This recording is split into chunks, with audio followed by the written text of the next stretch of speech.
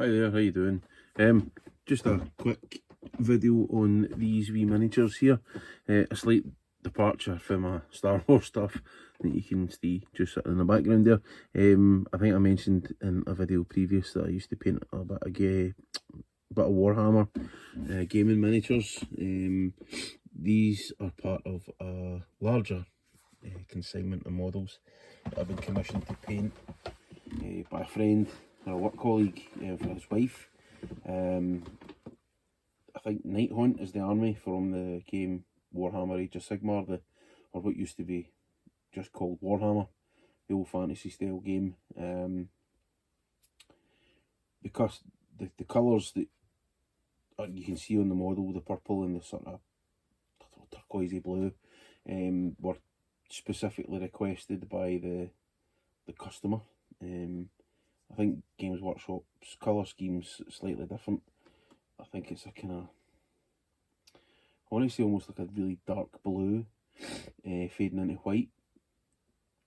She'd asked for this specific colour scheme. It was just appealed to her, and so, well, obviously if that's what she's asking for, that's what she's getting. The colours I used, the primary colours that I used were actually Vallejo paints. So we've got Alien Purple and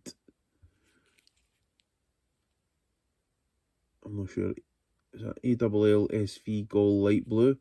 71.317 is the colour number. I believe it's actually a colour for the Russian MiGs. Some of the fighter jet series of paints. It was one that I had clocked whilst doing a wee bit of research on the best colours.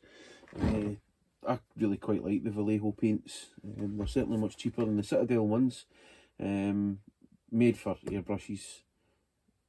Some people would argue they're a bit thinner, so you don't get as much in terms of value for money if you buy the thicker paints.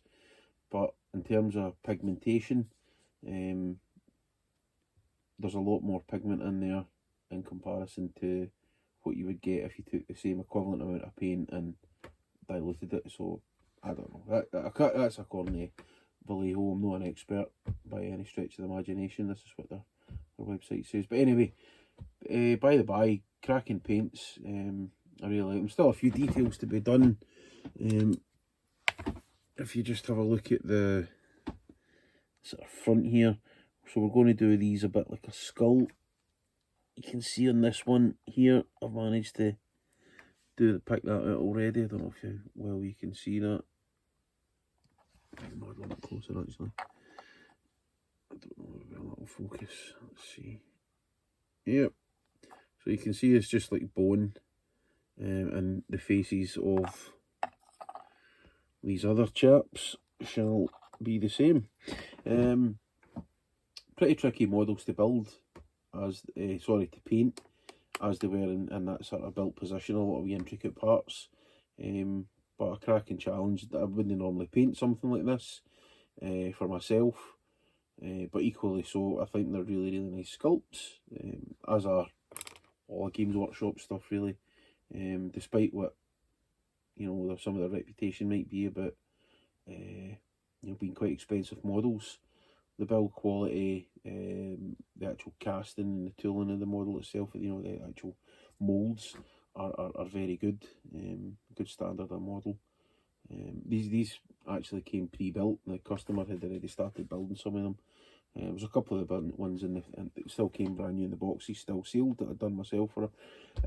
But then there was also a few that she'd already kind of done. So in some cases, I like to build models to parts that makes it a bit easier for painting. Not always, but listen, that's how they came. I was asked to paint them, and that's what I've done. The blue and the purple was all laid down with airbrush, and then other parts I just had to fill in with a paintbrush itself. I'm quite pleased how they turned out. I'll probably do another video before I hand them over.